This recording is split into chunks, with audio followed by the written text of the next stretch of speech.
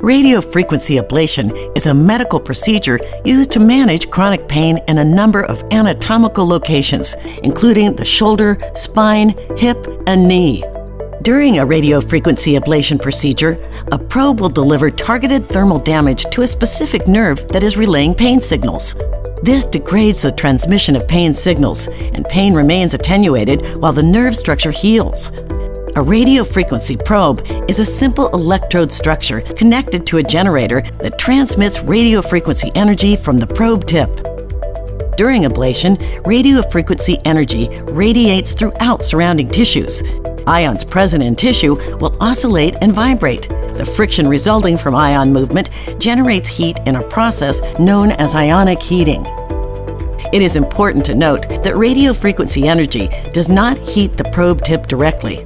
Rather, it is the heat in the surrounding tissues transferring back to the exposed tip. The temperature at the tissue tip interface is regulated by a thermocouple on the radiofrequency probe.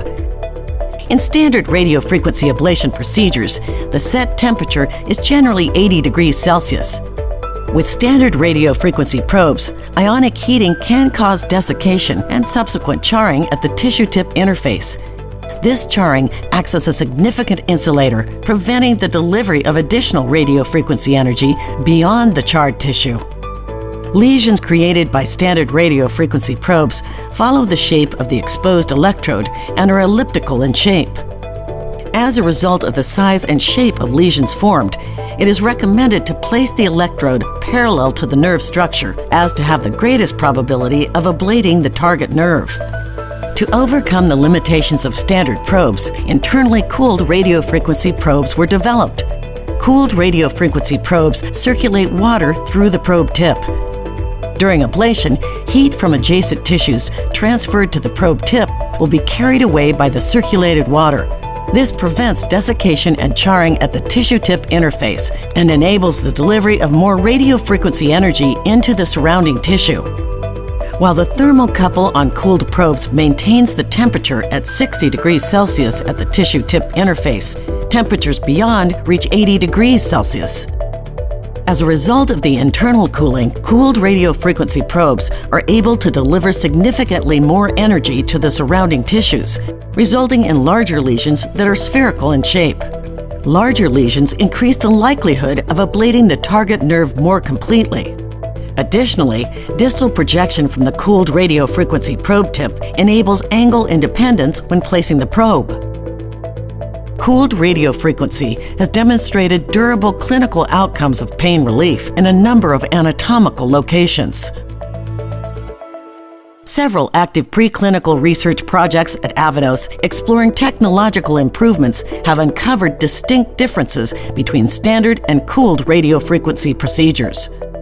By effectively managing the temperatures at the tissue tip interface, cooled radiofrequency probes are able to deliver significantly more energy than standard radiofrequency probes.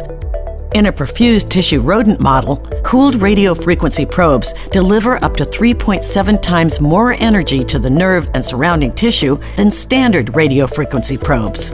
Furthermore, when the run duration of a standard radiofrequency procedure is extended to 6 minutes, it still does not deliver as much energy as a 2.5-minute procedure with a cooled radiofrequency probe.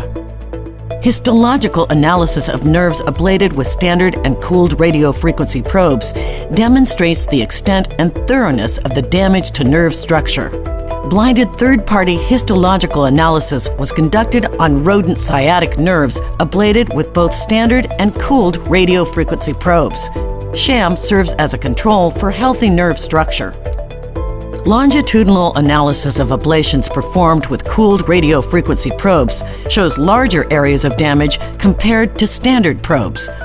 Furthermore, lesions created with cooled radiofrequency probes show distinct areas of thermal damage correlating with 80 degrees Celsius.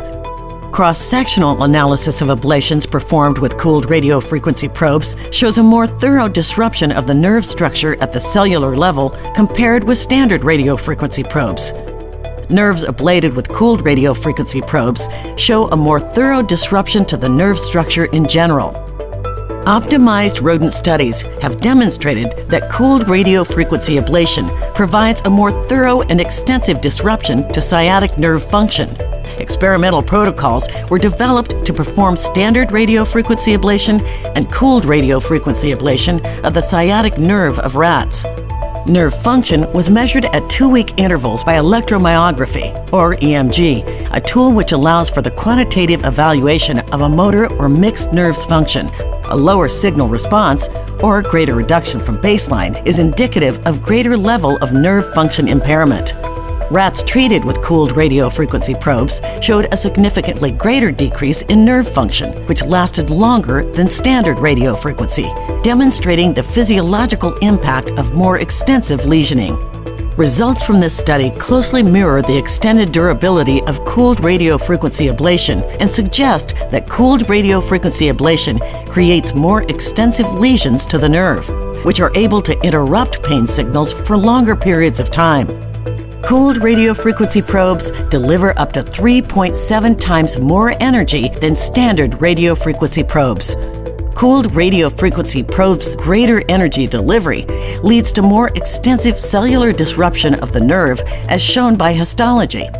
Cooled radiofrequency ablation decreases nerve function more and for a longer period of time than standard radiofrequency ablation as assessed by EMG. Learn more about Coolief at www.avanospainmanagement.com.